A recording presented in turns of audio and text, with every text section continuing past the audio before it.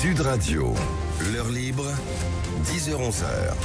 Bonjour à tous, bienvenue dans l'heure libre, une heure d'analyse, de décryptage de l'actualité avec la rédaction de Factuel.media. Une heure pour parler aussi librement avec Jean-Marie Bordry. Bonjour Jean-Marie. Bonjour à vous Stéphane, et parlons vrai sur Sud Radio. Absolument, avec nous également Victor Lefebvre de Factuel.media et Maxime Thiebaud, avocat au barreau de Paris. Bonjour Stéphane.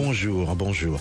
Aujourd'hui nous allons parler des derniers développements de la crise du monde agricole. Est-ce que c'est en train de se terminer? Nous serons avec plusieurs agriculteurs et nous allons vous raconter comment ces agriculteurs de tous les pays en lutte s'organisent pour résister aux directives de l'Union européenne. Au moment où les agriculteurs portugais rentrent dans la lutte, ce sont les agriculteurs français qui vont peut-être rentrer à la ferme. On en parle tout à l'heure. Mais tout de suite, je voudrais revenir avec Victor Lefebvre sur une enquête passionnante cette semaine sur Factuel.media.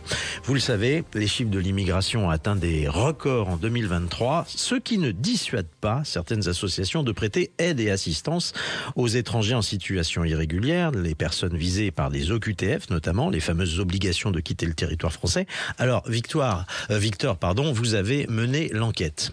Oui, absolument. Effectivement, donc comme vous l'avez dit, les chiffres sont records pour l'année 2023 et on peut même dire que ces associations contribuent en réalité à ces demandes d'asile puisqu'elles poussent en réalité les clandestins à déposer une demande d'asile auprès de l'OFPRA, donc l'Office français de protection des réfugiés et des apatrides. Et donc les chiffres sont records. Vous l'avez dit, en 2023, il y a 142 500 demandeurs d'asile. C'est une augmentation de plus 8,6 points en 2022 par rapport à l'année précédente.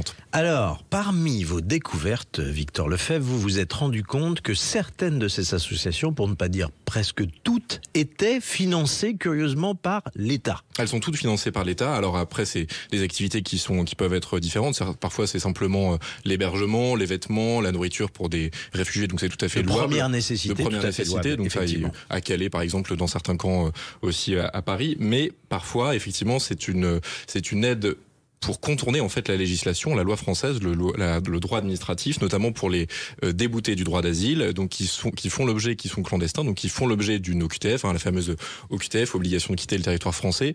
Et là, pour le coup, il y a des moyens pour ces associations de contourner le droit français et de pousser certains migrants, donc clandestins, à rester en France en dépit de la loi. Donc le paradoxe, évidemment, c'est qu'on arrive à une situation où l'État demande l'exécution des obligations de quitter le territoire et finance en même temps des associations qui luttent contre ces obligations. Exactement, c'est très paradoxal parce qu'en fait l'État finance ces associations et délègue en réalité une activité qui devrait être dévolue à des fonctionnaires, à des hauts fonctionnaires, et ce sont des associations qui ont une coloration politique, on peut en penser ce qu'on veut, mais elles ont plutôt une couleur politique puisqu'elles sont plutôt sans frontiéristes, c'est l'idéologie no border, donc il faut accueillir tous les réfugiés de manière indiscriminée, et effectivement l'État les finance et sous-traite cette gestion. Et pour donner un chiffre, donc il y a 750 millions d'euros. Le chiffre, est-ce que vous vous rendez compte du chiffre? 750 millions d'euros de subventions qui ont été saupoudrées dans près de 1350 structures associatives. C'est un chiffre est vertigineux. Ouais, je ne veux pas mettre...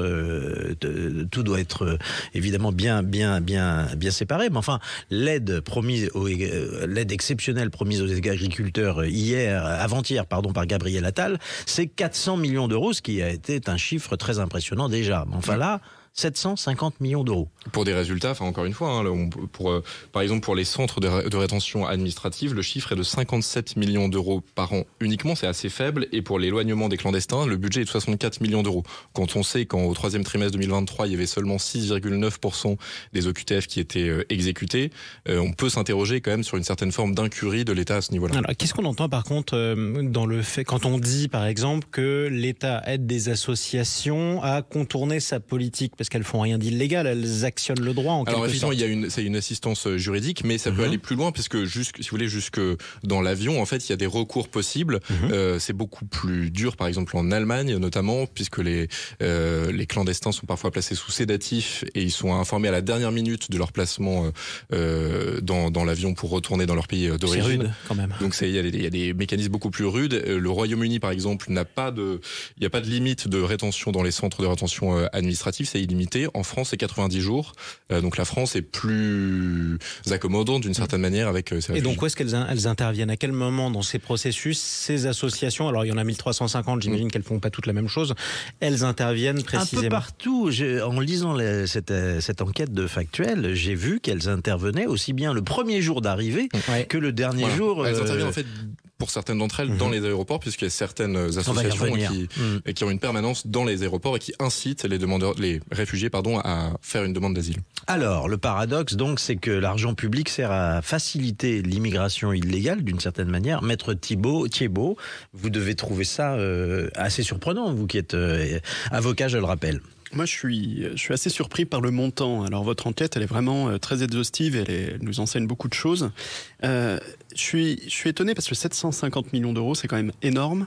Quand on sait qu'à côté, on a énormément de politiques publiques sur lesquelles on intervient et on va vers la baisse parce que on ne peut plus mettre les moyens, alors que ces politiques publiques sont vitales pour de nombreux Français. Quand on voit notamment le secteur de la santé, où on a quand même un investissement qui est resté assez minime après la période Covid. Quand on voit la sécurité publique, où on a du mal quand même à créer des gendarmeries et des commissariats de police, même si on a une volonté du gouvernement, et qu'on voit qu'à côté, on finance des associations qui n'ont qu'une finalité, c'est, comme vous l'avez très justement dit, d'avoir une politique no border pour tout faire pour permettre aux migrants de rester sur le territoire national.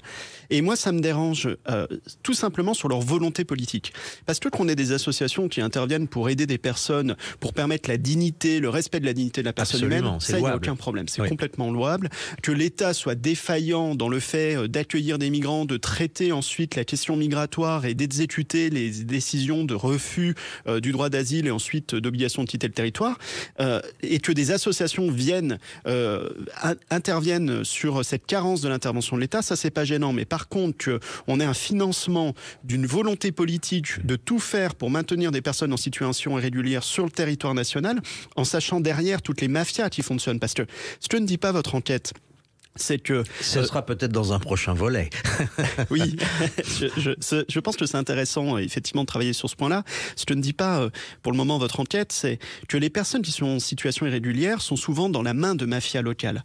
Quand vous reprenez tout le secteur de Barbès, vous avez des mafias autour de la prostitution, vous avez des mafias autour du trafic de drogue, vous avez des jeunes qui arrivent en France, qui sont complètement désemparés, qui sont tout de suite placés sous crack, qui sont donc dépendants de drogue et qui après sont obligés d'être dépendants de Subutex pour pouvoir rester plus ou moins dans un état viable. On rappelle ce que c'est que le Subutex, c'est un substitut médicamenteux qu'on administre à ceux qui sont en phase de sevrage d'une drogue, c'est ça? C'est ça, ou tout simplement les maintenir, parce qu'en fait quand vous êtes sous crack, vous le restez ad vitam aeternam, vous ne pouvez pas sortir du crack.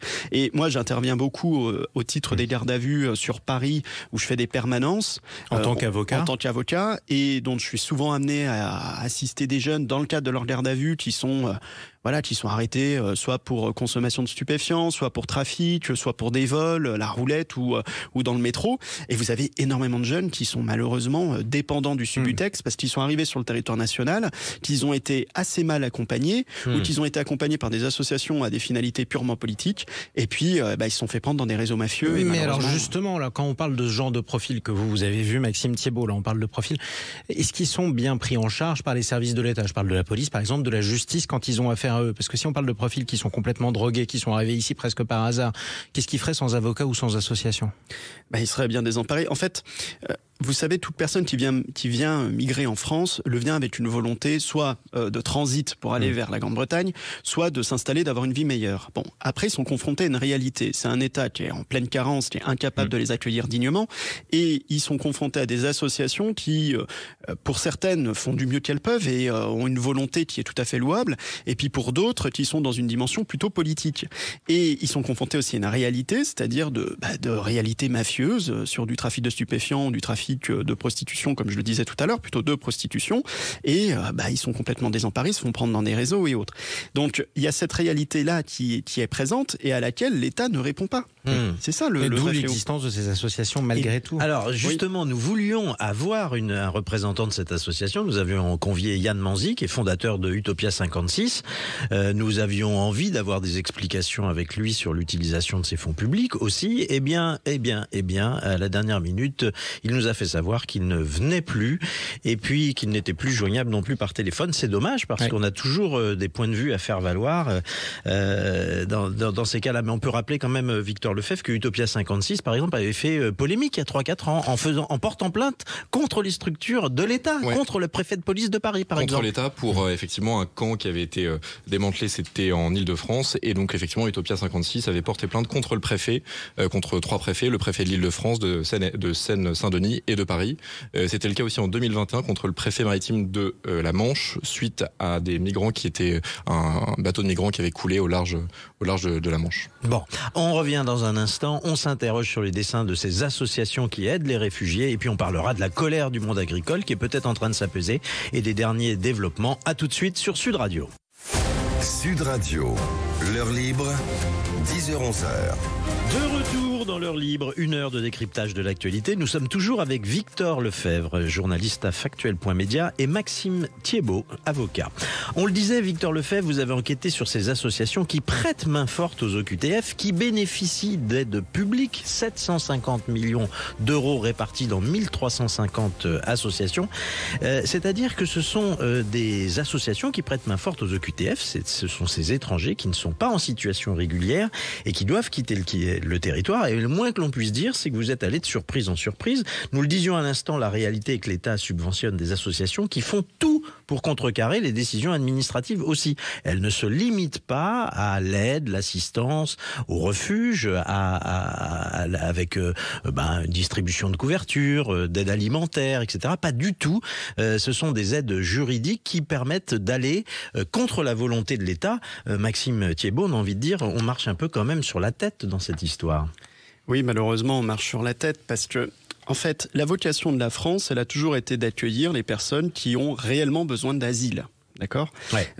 Donc, répondre ensuite du besoin de ces personnes en appréciant leur cas, en fonction des dossiers qui est constitué, me semble parfaitement logique. Ce qu'il faudrait derrière, c'est que ces associations, elles participent de l'exécution de la loi, et lorsque vous avez un refus du droit d'asile et qu'une obligation de quitter le territoire vous est faite, que ces associations fassent respecter la loi et accompagnent la personne vers un retour dans son pays d'origine. C'est ça, normalement, qu'elles devraient faire, si elles avaient une vocation louable de respect de la loi. Sauf que, comme vous le disiez très justement, vu que leur ambition, c'est que la France ait des lois qui permettent d'accueillir tout le monde sans distinction, sans appréciation du droit d'asile et sans respect finalement de ce qu'est la tradition politique française et de la tradition du droit d'asile français, eh bien, elles utilisent tous les moyens pour parvenir à ce que ces personnes restent sur le territoire national, même si elles le sont dans des conditions complètement indignes. Parce que c'est ça le paradoxe dans tout ça. Quand vous voyez la jungle de Calais ou les jungles du Nord parisien, parce que vous allez à Barbès, vous voyez l'État, et que vous voyez... de la Chapelle aussi.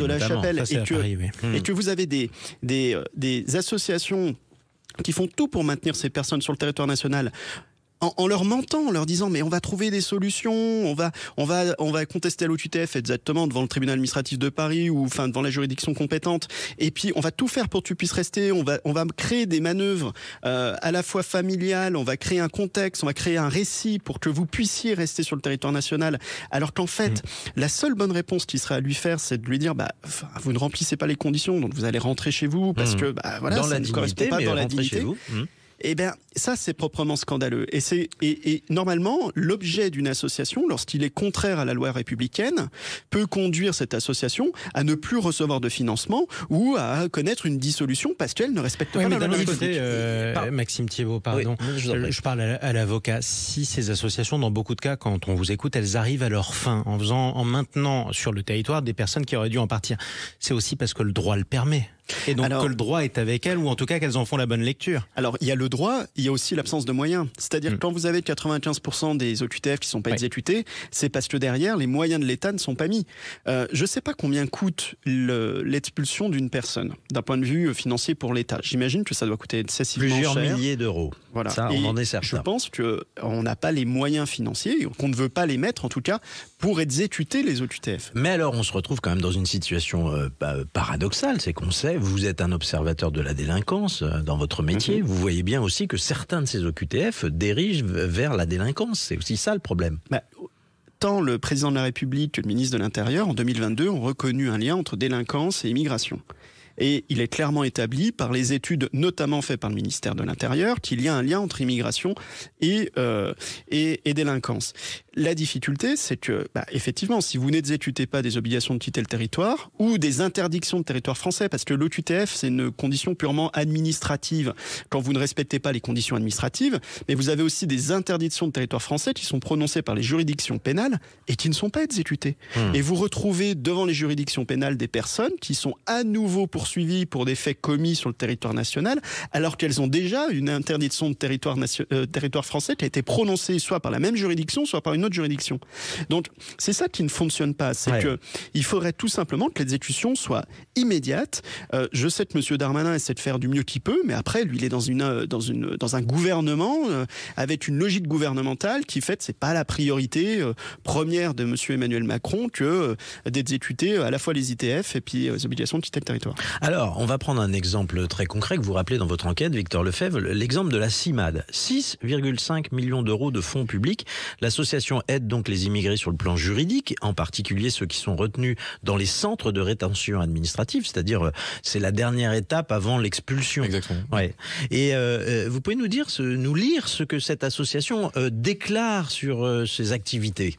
Ce qu'elle déclare sur ses activités, effectivement, alors ce qui s'était passé, c'était au moment de l'attentat d'Arras, de la famille Bogoutchov. Elle avait été expulsée, puisqu'il y avait un avis d'expulsion qui avait été prononcé contre cette famille d'origine ingouche, c'est donc une région du Caucase en Russie. Et in extremis, effectivement, la CIMAD, avec d'autres associations, avait déposé un recours, et avec l'avis auprès du ministère de l'Intérieur, c'était Manuel Valls à l'époque qui était ministre de l'Intérieur, et donc le cabinet de Manuel Valls est intervenu pour que cette famille puisse être épargnée d'expulsion, ce qui s'était produit. Donc évidemment, la CIMAD ne pouvait pas se douter que quelques années plus tard, un des fils, Mogoutchov, commettrait cet attentat contre Dominique Bernard.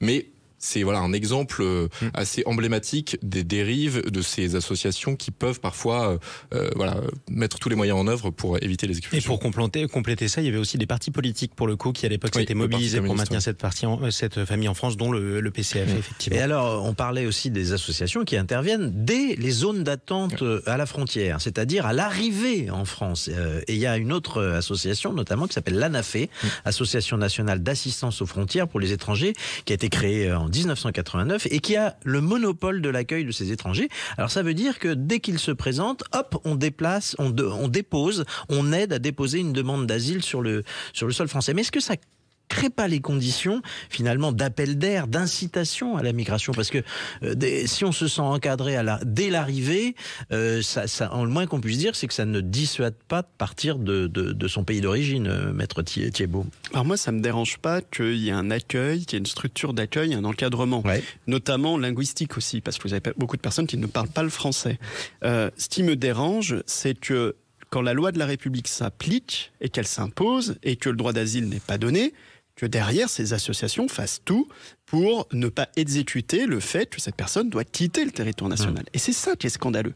Pour le reste, moi, je suis pas choqué, je suis même très content de voir même des actions d'Utopia. Enfin, quand Utopia intervient pour permettre à ce que des gens vivent dans la dignité. Hier, on a eu les 70 ans de l'appel de l'abbé Pierre. On n'a jamais vu autant de SDF à Paris, et notamment des personnes qui sont en fait en situation irrégulière parce que l'État est complètement défaillant. C'est d'une indignité, d'un scandale complet. Et que ces associations interviennent, moi, j'en suis ravi.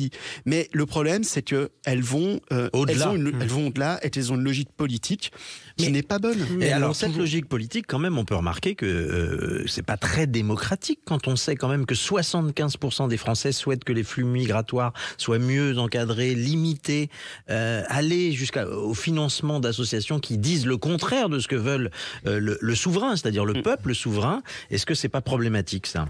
Le souverain qui s'exprime par le pouvoir politique, c'est celui qui est élu. Et que je sache, les Français élisent des personnes qui ont une volonté mondialiste, sans frontiériste. Et Emmanuel Macron est exactement dans cette logique. Ah bon, il regarde plus souvent les sondages le matin pour savoir la politique du jour, mais il a toujours été sur cette logique d'un contrôle de l'immigration qui n'est pas réel. Alors il a un ministre de l'Intérieur qui lui est un peu plus vindicatif, mais qui fait avec les moyens du bord et avec des politiques qui sont variées et divers au sein même du gouvernement. Quand on avait Monsieur Papendiaï qui était à l'Éducation nationale, on sait très bien qu'il n'était pas dans une logique de contrôle des flux migratoires.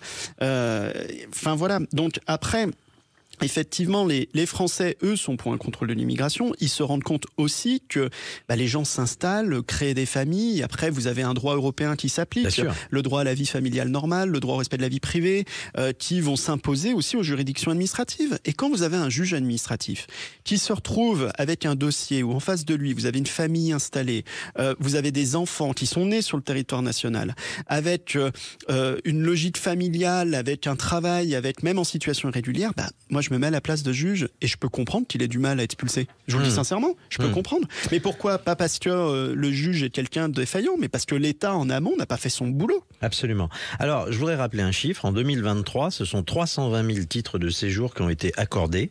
Des chiffres en hausse aussi. Vous rappeliez celui du nombre c'était plus 17% par rapport à 2019. Voilà. Exactement. Une augmentation constante.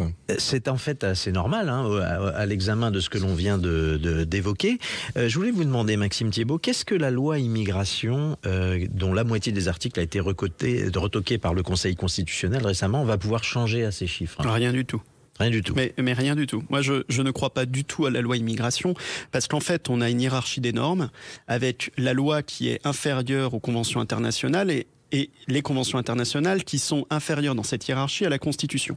Si réellement on voulait pouvoir modifier l'immigration en France, il faudrait intervenir, à mon avis, sur deux plans. Le plan européen, où Emmanuel Macron devrait mettre autour de la table tous les chefs de gouvernement et de chefs d'État en disant là, Schengen, ça ne va plus. La convention EDH, elle n'est pas du tout applicable en l'état au regard des flux migratoires qui se présentent aujourd'hui pour des questions économiques et qui se présenteront demain. La convention EDH, c'est la Convention européenne des droits de l'homme qu'on a ratifiée. Exact. La Convention européenne des droits de l'homme, pour des questions à la fois économiques et puis demain écologiques, parce que l'immigration environnementale qu'on va connaître dans les 30 prochaines années à cause du réchauffement climatique, on est incapable aujourd'hui de la prévoir et même de la gérer, parce qu'on a un système juridique... Il y a un défaut d'anticipation qui fait peur. Donc il faudrait modifier au niveau européen et il aurait fallu faire des modifications dans notre Constitution, tout simplement. Mais ça, c'est pas une volonté politique. Aujourd'hui, on est dans de l'affichage complet. On savait pertinemment que les 25 cavaliers législatifs qui ont été, vous savez, le Conseil constitutionnel a censuré une partie de la loi immigration parce qu'il y avait ce qu'on appelle des cavaliers, c'est-à-dire des dispositions qui n'avaient pas lieu d'être dans cette loi parce que la procédure n'avait pas été respectée. Ça tend Emmanuel Macron, que les Républicains, il faut arrêter de se mentir, l'ensemble de la classe politique savait pertinemment que le Conseil constitutionnel était lié par le fait de reconnaître ces cavaliers législatifs et donc que la loi allait être vidée de son sens. Donc, en réalité, si on veut vraiment intervenir sur l'immigration, il faut intervenir sur le plan constitutionnel et le plan conventionnel, mais c'est pas une volonté politique aujourd'hui. D'accord.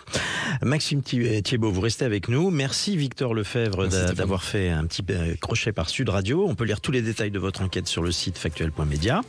Dans un instant, on change de sujet. On revient sur la semaine de crise, de colère du monde agricole avec un tournant jeudi et peut-être une sortie de crise. Dans le même temps, des agriculteurs portugais, eux, entrent dans la contestation. On va se demander comment les paysans de tous les pays européens s'organisent et si la sortie de crise est proche ou si ce n'est qu'une pause. À tout de suite sur Sud Radio. Sud Radio, l'heure libre, 10h-11h. De retour dans l'heure libre, une heure d'analyse, de décryptage des affaires qui font l'actualité. Nous sommes toujours avec Jean-Marie Bordry. Toujours présent. Toujours présent, ainsi que Maxime Thiébaut, avocat toujours à présent. Paris. Nous ont rejoint Alexandre Martinez, journaliste à factuel.media, et nous avons avec nous Jean-François Lamassé, agriculteur céréalier dans la Haute-Garonne, que l'on salue également. Bonjour Jean-François. Va-t-on vers une désescalade dans le mouvement de colère des agriculteurs ? Les signes sur le terrain sont contradictoires. La FNSEA, principal syndicat, a appelé à lever les blocages. La coordination rurale maintient la pression. D'autres encore annoncent une pause en attendant une revoyure avant le salon de l'agriculture et espèrent que les promesses vont devenir des actes. Et dans le même temps, le conflit s'installe en Europe. Jeudi, c'est Bruxelles et le Parlement européen qui sont devenus la cible des agriculteurs. Jeudi encore, les agriculteurs portugais rejoignaient le mouvement de colère. Alors nous allons voulu y revenir et je voudrais d'abord demander à Alexandre Martinez de nous résumer un peu son analyse. Et vous êtes intéressé à la manière dont de nombreux pays européens s'organisent, dont de nombreux agriculteurs s'organisent. Est-ce que l'on peut dire qu'il y a une convergence des luttes agricoles ? Oui, effectivement, on peut considérer qu'il y a une lutte commune au niveau de ces syndicats agricoles et de tous ces exploitants donc voilà, dans les pays membres, avec notamment en ligne de mire l'Union européenne et la Commission, tant sur une inflation normative, des règles à tout va, et puis par la même occasion, une dénonciation qui est commune de l'importation de produits qui ne respectent pas les normes européennes, qui sont déjà suffisamment pénalisantes pour l'ensemble des exploitants. Ouais. Alors à Bruxelles, on a été frappé par le déploiement des forces de police, l'installation de barbelés pour protéger le Parlement. Mais on va essayer de reprendre chronologiquement ce que l'on ne sait pas nécessairement, c'est que le mouvement de grogne est parti des Pays-Bas il y a déjà plusieurs mois. Hein. Oui, et même plusieurs années, puisque ça a commencé en 2019, à vrai dire. Et le gouvernement précédent, de gauche, avait annoncé réduire drastiquement les cheptels, c'est-à-dire l'ensemble des exploitations bovines, ovines, donc de près de 70%. Donc vous doutez bien que ça n'a pas du tout plu aux syndicats. Et à ce titre, il y a eu le plus gros blocage de l'histoire du pays sur les routes, avec près de 2000 camions, donc notamment aux abords des grandes villes, Rotterdam, Amsterdam, Eindhoven, et voilà. Ça a été considérable. Ça s'est poursuivi jusqu'en 2023. Et le gouvernement avait réitéré en proposant cette fois-ci 50% de réduction, mais croyez-le, ça ne plaît pas. Ouais, ça ne plaît pas. Alors les agriculteurs roumains et polonais aussi dénoncent maintenant l'importation de produits céréaliers non taxés, en particulier ces céréales qui arrivent d'Ukraine et qui ne font l'objet d'aucune taxe parce qu'en gros, on fait l'effort de cet effort sur les taxes pour le soutien à l'Ukraine en guerre contre la Russie.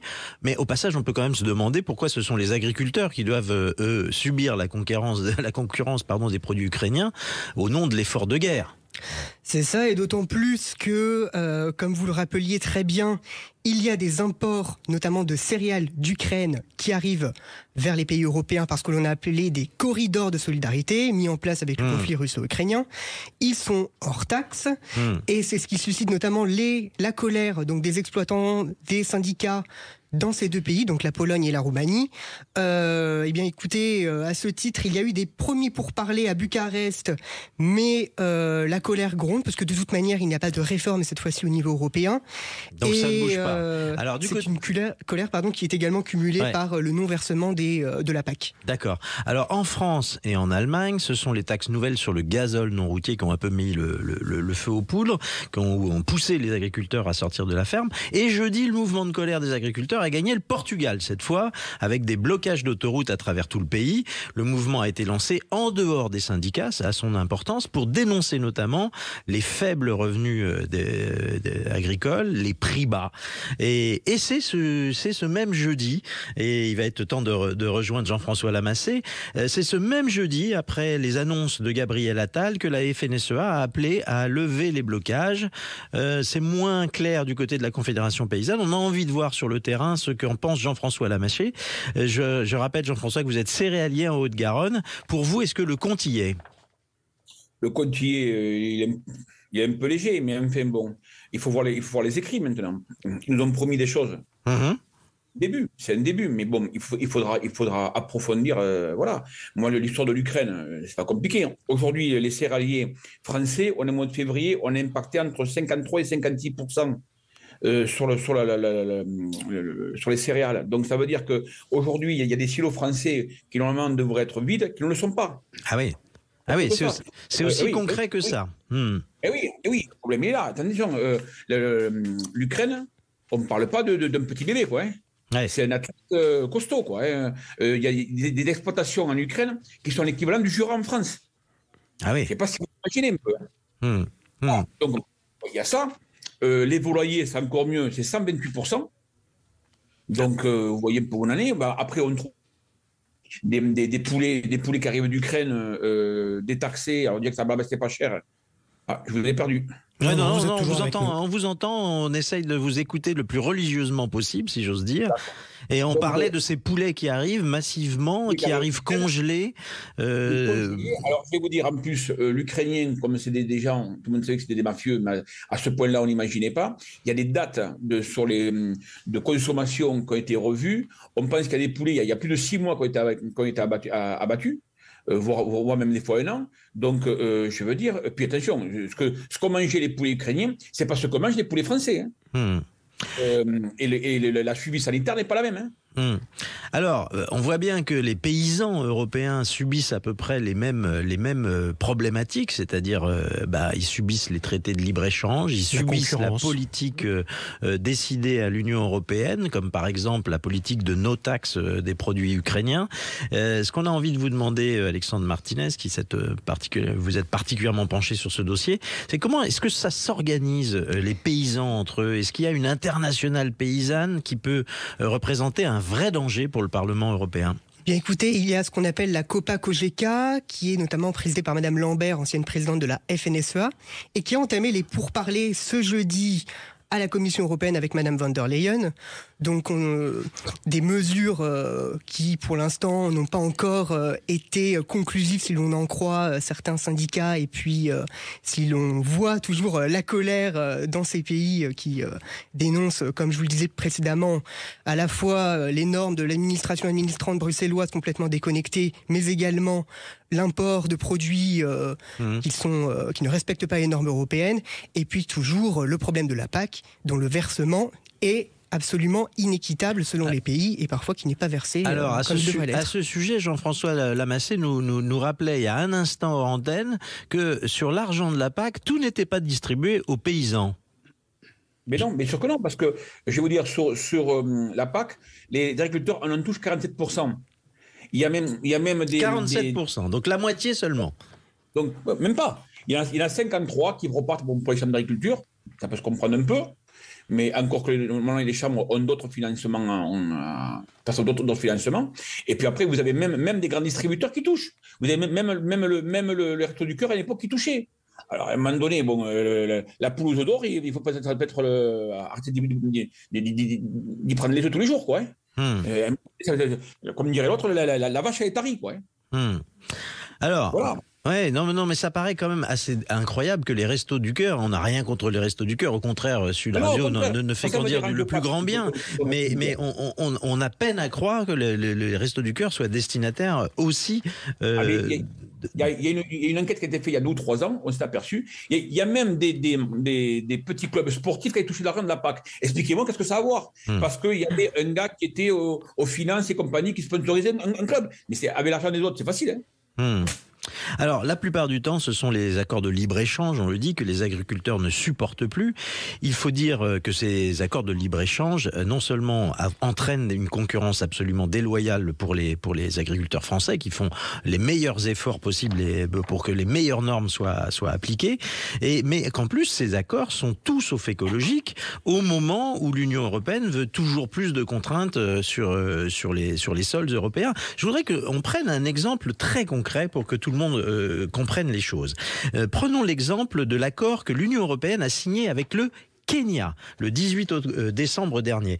Le Kenya, c'est la 9e économie du continent africain. Le Kenya exporte à peu près tout ce que vous voyez de haricots verts, de petits pois sur les étals en plein hiver.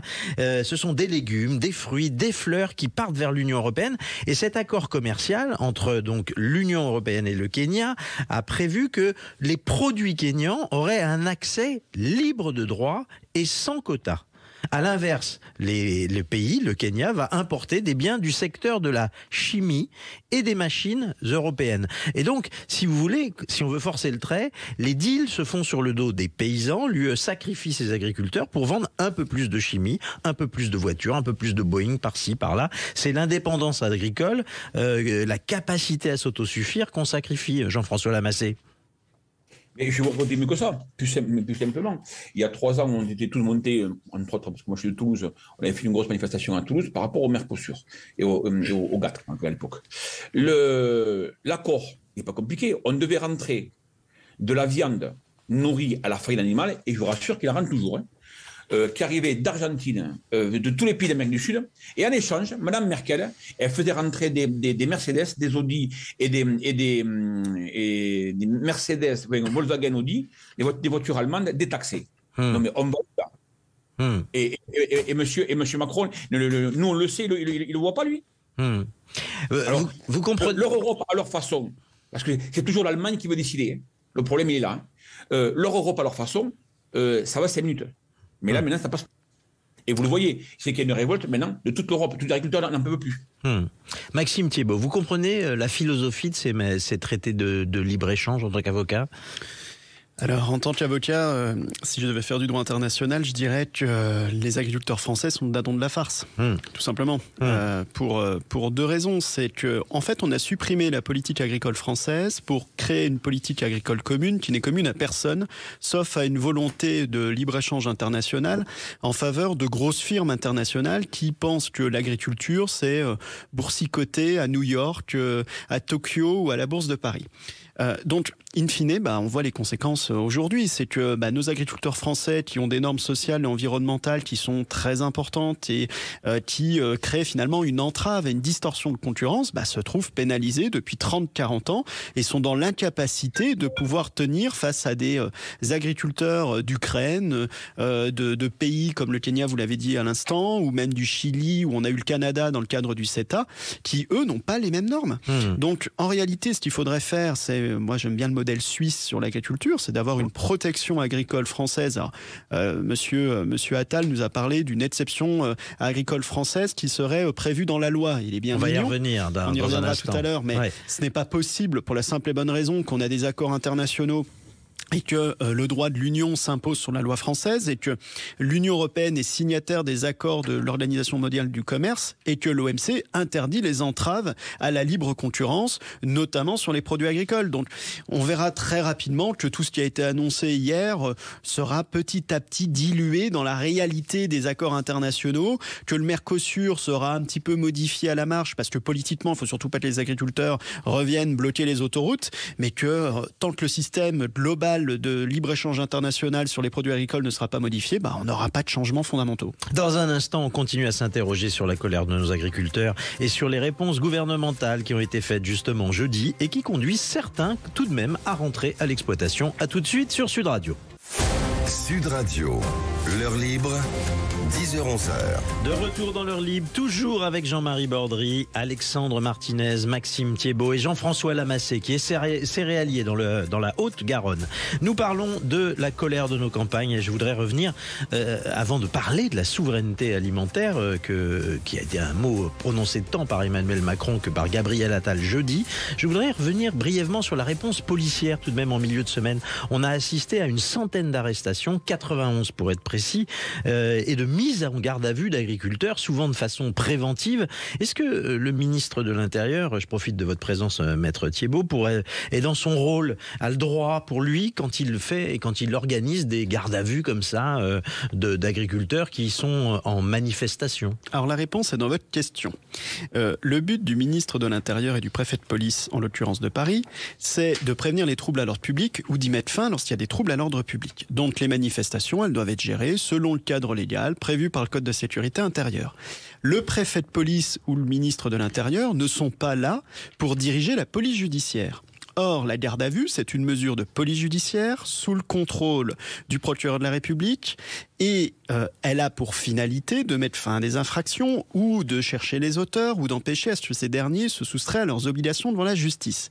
Mais ce qu'on se rend compte, et ce qu'on s'est rendu compte, c'était pas très français ce que je viens de dire, ce qu'on s'est rendu compte, c'est que les outils du Code de procédure pénale, à savoir la garde à vue, sont aujourd'hui utilisés pour venir entraver la liberté de manifester et la liberté d'expression. Et que depuis en fait un an, on a une tendance politique qui veut qu'on place des gens en garde à vue, tout simplement pour intimider, d'une certaine manière aussi humilier, parce que je peux vous dire qu'une nuit en garde à vue avec l'odeur, la saleté et tout ce qui va avec, c'est une humiliation complète, et venir dissuader les autres de continuer de faire des manifestations. Et c'est exactement ce qui s'est passé cette semaine.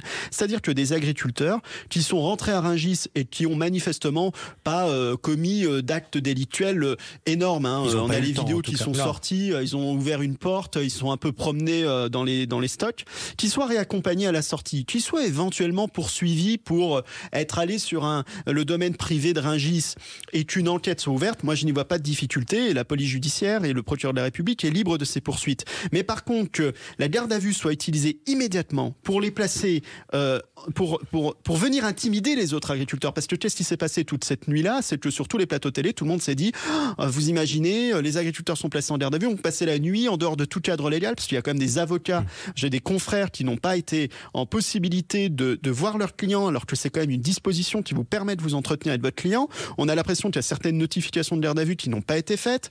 Je suis même pas sûr que dans tous les cas, ils aient pu voir un médecin. Ça, c'est proprement scandaleux. Et c'est attentatoire à nos libertés fondamentales. Alors, je voudrais la réaction de Jean-François Lamassé. Vous pensez, Jean-François, que on a mené le bâton et la carotte, d'un côté les annonces gouvernementales de Gabriel Attal avec une enveloppe de 400 millions d'euros sur la table, de grandes promesses sur la souveraineté alimentaire, et de l'autre, sur le terrain, des policiers qui... j'ai entendu une chef du mouvement agricole dire qu'elle avait été raflée. C'est un peu excessif comme terme, évidemment, mais en tout cas, un placement en garde à vue d'agriculteurs. Bon, il y a plusieurs réponses. Bon, déjà, la garde à vue des agriculteurs, c'est inadmissible. Ils n'ont rien fait de mal, ils sont rentrés. On les a mis en garde à vue parce que M. Darmanin avait estimé que, voilà, il est qui pour estimer lui, déjà, première chose. Deuxièmement, il vaudrait mieux qu'ils mettent en garde à vue des fichiers S qu'aller mettre des agriculteurs en fichiers S. Et avec la délinquance qu'il y a à Paris, j'étais encore il y a 3 semaines, je vais vous dire, de la garde à vue, il y a de quoi me faire s'il va me faire. Ça, c'est une première chose. Tout à l'heure, vous avez parlé de chiffres. Alors moi, je vais vous expliquer un truc très simple. Aujourd'hui, en France, il y a à peu près 26,7 millions d'hectares en SAU, ce qu'on appelle de surface agricole utile. D'accord ? On a 26,7 millions. On nous a enlevé à tous, à cause des éco-régimes, on nous a enlevé 23 € hectare. Ça fait plus de 614 millions d'euros. Alors, leur histoire qui va nous amener 400 millions, si on compte tout, il en manque encore. Ouais. Alors justement, donc vous avez entendu les différentes annonces de Gabriel Attal jeudi. Vous nous dites que le compte n'y est pas. Vous avez néanmoins entendu Jean-François Lamassé ce que a dit le représentant de la FNSEA. On sait que le syndicat s'est retrouvé débordé, qu'il a recollé à la roue du mouvement. Mais ce qui m'intéresse, moi, c'est un céréalier comme vous. Est-ce qu'il va se ranger à l'avis de la FNSEA cette fois-ci et finalement retourner j'allais dire à l'étable, c'est un peu violent, mais voilà. Pour l'instant, rien n'est rangé. Pour l'instant, on est rentré chez nous, on est en attente. Parce qu'on ne peut pas non plus perturber la vie des Français toute la vie. Donc, il faut quand même se mettre aussi à la place des Français qui vont bosser le matin. Aujourd'hui, on est en attente. Il y a un moment fatidique pour la politique et l'agriculture, c'est le salon d'agriculture, au mois de février. Bon. Donc là, il vaut mieux que M. Macron, M. Attal arrive avec des choses écrites dans le marbre. Oui, on se souvient du salon de l'agriculteur. Le Foll, qui arrivait comme ça à la fleur au fusil et qui sont restés 7 minutes, pas plus, au salon parce qu'il y a eu une pluie de bouse qui leur est tombée dessus. Ouais, alors vous pensez que... puis, je vais vous dire là, non, mais je suis sûr que s'il n'est pas ce qu'il faut, ça va très mal se passer. Voilà. Et je vais vous dire, ce qui fait peur aussi au gouvernement, c'est que le nombre de gens qui sont venus nous voir pour nous soutenir, pour amener des croissants le matin, de la viande, du pain, enfin, mais le nombre de gens qui voulaient venir au mouvement, qui ne sont pas agriculteurs. Ouais. Alors, la différence, nous qu'on a eu les agriculteurs par rapport aux gilets jaunes, on n'a rien cassé. Et tout le monde sait qu'on fait manger tous les Français tous les jours. Et 3 fois par jour. Alors, je voudrais qu'on revienne sur la question de Maxime Thiébaut, cette phrase sur les gilets jaunes. Parce que je pense qu'il n'y a pas de comparaison à faire. Il n'y a pas de comparaison à faire entre les gilets jaunes et les agriculteurs. On a en réalité un mouvement de contestation global de la classe moyenne et des classes populaires françaises depuis une dizaine d'années, parce qu'on a un appauvrissement complet. La seule différence fondamentale, et là je vous rejoins, c'est que les agriculteurs sont organisés. Que c'est une profession qui sait manifester, parce que quand elle manifeste, elle sait s'imposer. C'est pas la première fois qu'on les voit devant les préfectures. Elle a des syndicats puissants. Et effectivement, elle sait ne pas déborder. Les gilets jaunes, c'était un bout-de-là de personnes qui se sont retrouvées avec une masse populaire incroyable, et effectivement, la violence s'installe plus facilement. Ouais. N'oublions pas nous aussi que les cortèges des gilets jaunes ont été infiltrés par des black blocs qui eux n'avaient que cette obsession-là en tête. Je voudrais qu'on revienne sur les mots qui ont été prononcés par le Premier ministre et puis par le Président de la République, où on a beaucoup parlé de souveraineté alimentaire. Cette fois-ci, on n'a pas hésité à dire le terme souveraineté. Le chef de gouvernement veut inscrire l'objectif de souveraineté alimentaire dans la loi. Je voulais vous demander, Maxime Thiébaut, ça change quoi ça, effectivement ? Eh bien, rien. D'accord, rien. C'est très clair. Parce que demain, quand vous aurez une décision administrative qui sera prise sur le fondement de la souveraineté alimentaire, alimentaire prévu par la loi et que vous aurez un grand distributeur qui ne sera pas d'accord. Il ira devant le Conseil d'État ou devant la juridiction judiciaire en fonction de la juridiction compétente et il dira mais attendez, le droit européen il ne permet pas la souveraineté des États membres de l'Union européenne, donc il n'y a pas lieu de faire application de la loi. Et que fera le juge ? Il dira, oui, effectivement, on va écarter l'application de la loi pour faire application du droit européen. Et donc, en fait, c'est une belle annonce, c'est très mignon, ça fait plaisir à qui veut l'entendre, mais ça ne peut pas être appliqué. Ce qu'il faudrait faire, c'est faire une disposition constitutionnelle en disant effectivement une souveraineté alimentaire dans la Constitution, et là, le juge serait embêté, parce qu'il serait dans l'obligation de faire un compromis entre la Constitution et cette nouvelle disposition, et le droit international, ce qu'il ne peut pas faire en l'état avec une disposition légale. Bon, alors on a l'impression que les agriculteurs sont quand même un peu roulés dans la farine dans cette histoire. Oui, puis même la farine animale pour le coup. Ouais. C'est-à-dire qu'on les empoisonne et ils s'en rendent pas compte. C'est ça qui est à proprement scandaleux. Jean-François Lamassé, vous partagez ce point de vue ? Disons que le problème, si vous voulez, aujourd'hui, on est sur une attente. Oui, on a compris que vous attendiez que les promesses deviennent des actes. Mais moi, je voudrais quand même terminer sur cette idée de souveraineté alimentaire pour que les gens comprennent à quel point c'est important. La souveraineté alimentaire, je vais vous expliquer. La souveraineté alimentaire, c'est comment dirais-je, un grand mot, une grande expression pour calmer les agriculteurs, pour faire plaisir à tout le monde, voilà. Mais il faut se donner les moyens de le faire. Oui, parce qu'un pays qui n'est plus capable de nourrir sa population, ça veut dire ça, la souveraineté alimentaire, c'est la capacité de nourrir la population d'un pays. Et quand on repense à ce qu'a été la souveraineté médicale, c'est-à-dire l'absence de souveraineté médicale quand notre pays était en crise sanitaire, vous vous souvenez, ne produisant plus de médicaments, il n'y avait pas de paracétamol, il n'y avait pas de thermomètre, il n'y avait pas de gel, il n'y avait rien, il n'y avait pas de masque dans les pharmacies parce que les transports étaient en rupture. Donc en cas de conflit demain, en cas de rupture de transport, on risque une crise majeure si notre pays n'a plus sa souveraineté alimentaire. C'est ça qui est important, c'est ça qui se joue. Mais une fois de plus, on subit. Monsieur Macron, il n'est pas arrivé avant-hier. Il y a 7 ans qu'il est là. Sont en même temps, et je fais plaisir aux écologistes, et je donne une pensée aux agriculteurs. Ouais. Et à force. Et la demande des écologistes qui est de plus en plus forte. Et des mesures qu'ils voudraient qu'on vive dans un monde qui n'existera jamais. Voilà, qui n'est pas possible. Ouais. On est, pour vous donner un ordre d'idée, la pollution de la France au niveau mondial, on est à 0,7%. Quand vous êtes premier de la classe, mais vous arrivez en haut, quoi. Ouais. Vous ne pouvez pas remplacer le professeur. Ouais, merci Jean-François Lamassé d'avoir été avec nous. Merci Maxime Thiebaud aussi d'avoir été avec nous. Vous pouvez retrouver l'émission sur la chaîne YouTube de Sud Radio et prolonger le débat avec la lecture des analyses sur Factuel Média de Alexandre Martinez. Merci. Tout de suite, c'est On parle auto avec Jean-Luc Moreau et Laurence Perrault. Tiens, et c'est quoi votre voiture de collection préférée, celle qui vous fait rêver du passé, Stéphane Simon? J'adorais les vieilles Peugeot 404 décapotables. Ça tombe très bien. Une R8, tiens, allez au salon Rétromobile, c'était la porte de Versailles à Paris en ce moment.